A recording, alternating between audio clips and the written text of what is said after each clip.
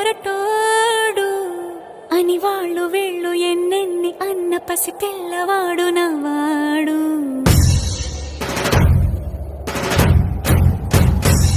విడుముండోడు అని ఊరు వాడ అనుకున్న గాని మహారాజు నాకు నవ్వాడు.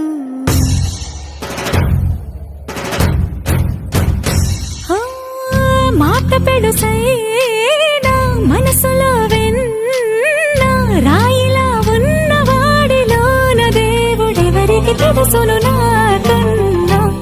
సూసేకి అగ్గిరవ్వ మాదిరే